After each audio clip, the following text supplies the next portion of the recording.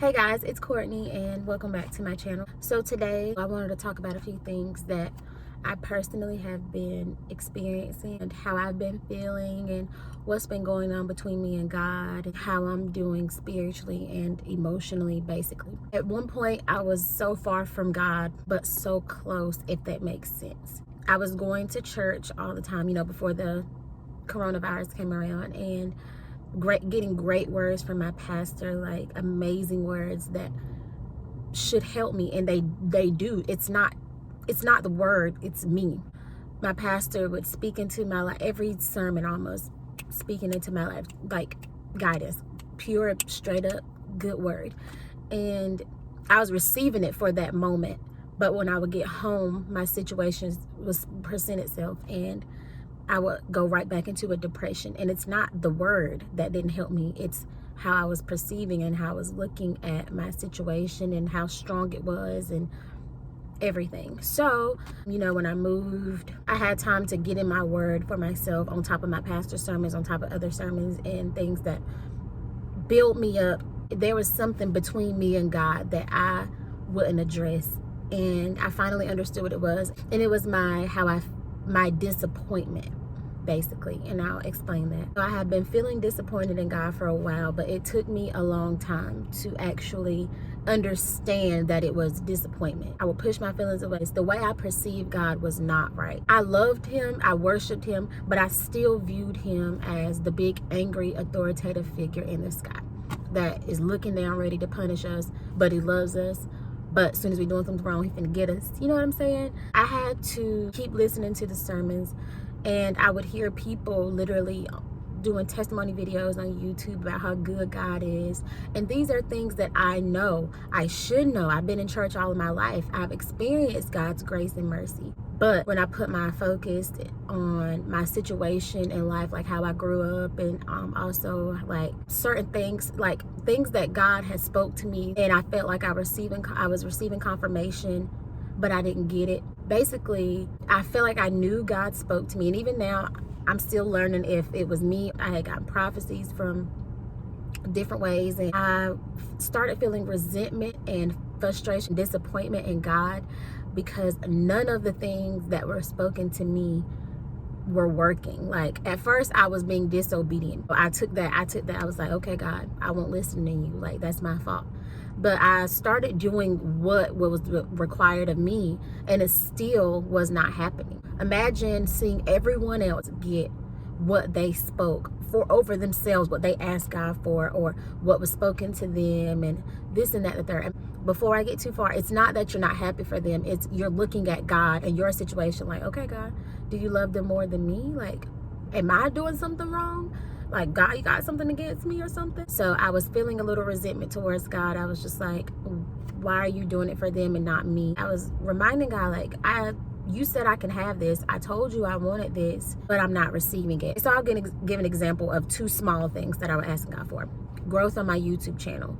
Growing up, I always knew I wanted to be successful. I always knew I didn't really want to go to college. I didn't really want to go to school. I knew that my life was different. I can't explain it. I pray to God about that all the time. Like, God, make ways for me. What do I need to do to be positioned? But I wasn't really getting positioned. So now that I am getting positioned, God still hasn't moved. The resentment was building up towards God, towards people, frustration, hurt, disappointment, anger, and to the point where I felt like I was going to break. I stopped talking to God for a while, and I'm just being transparent. I let disappointment build up, all because of the plans that I had for myself. But if I can be honest, in my confusion, I felt like since God spoke things to me, wouldn't that be his plans? People will come to me, maybe it's not God's will, maybe God needs you in the workplace to speak to this and that person. You know what I'm saying?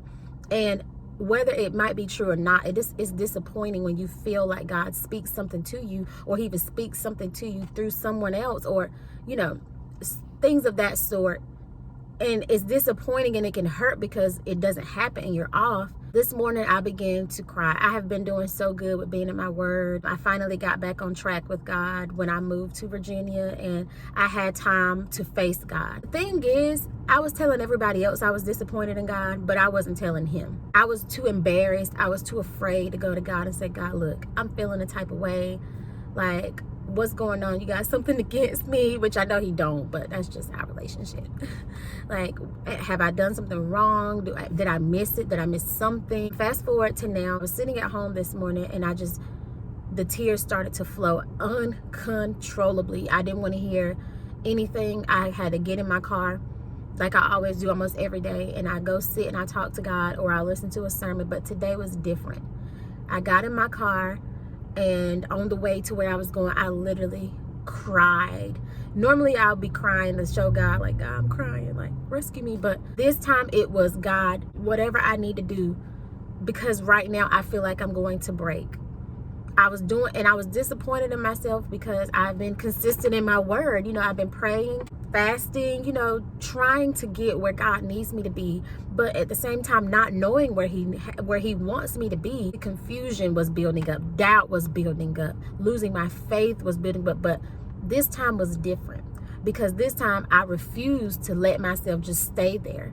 This time I decided, I'm not going back into that place. I'm going to keep getting back up. But this morning, the devil tried everything to keep me down. When I say all I could do was cry, my eyes were so foggy with tears that I could not see the road. And I was just breaking down. This was literally 20 minutes ago. I had to listen to a sermon to get myself together. Okay, God, I can't. What do you need? You're not speaking to me. Where do I go? How do I let go of the feelings of disappointment, knowing that you might not give me what you said I can have? And I have to be okay with that. As I was listening to the sermon, I felt my spirit started picking back up, but I said, God, don't let this be a temporary moment. I want this to be permanent peace, because my pastor spoke that to me Sunday. I'm going into a place of peace, and it's going to be peace from God. And I received that 100%, because what I've been going through in this season, peace has to follow it, because I've had nothing but disturbed peace this whole season, because I didn't give up this time, because I continue to have faith in him, but I continue to believe peace is coming for me. All these other things that I'm asking for and believing for, cool. Long as I'm in his will and I have his peace, not that temporary peace of going to the beach one day, oh, it's peaceful. Next day I'm crying, or on the way from the beach I'm crying. I went to the Bible, and keep in mind, I love God, but back before I moved to Virginia and before I had to face God, I wouldn't go to the Bible. I would be still sitting here mad at God, like, look. But I went to the scripture, and I went to Proverbs 16, and I'm reading from the New Living Translation version. And it says, we can gather our thoughts, but the Lord gives the right answer. People may be pure in their own eyes, but the Lord examines their motives. Commit your work to the Lord, and then your plans will succeed. The Lord has made everything for his own purpose, even the wicked for punishment. The Lord despises pride. Be assured that the proud will be punished. Unfailing love and faithfulness cover sin. Evil is avoided by fear of the Lord. When the ways of people please the Lord, he makes even their enemies live at peace with them. And I want to go down to verse 9. It says, we can make our plans, but the Lord determines our steps. I know God allowed me to come across the scripture because it literally shuts me all the way down, that no matter what the plans I make or how I feel that God should go about what he told me he was going to do, whether it takes for a long time, whether it happens in a second, whether he's blessing someone else and I'm still in a season, God does everything for his greater purpose. That's why it's so important for me not to focus on what God is doing in everyone else's life. And God knows me. He knows my heart. It's not out of jealousy. It's out of confusion, where, okay, God, where you're moving in my friend's life, like my friend, you're moving in his life or her life. I'm still in this same season.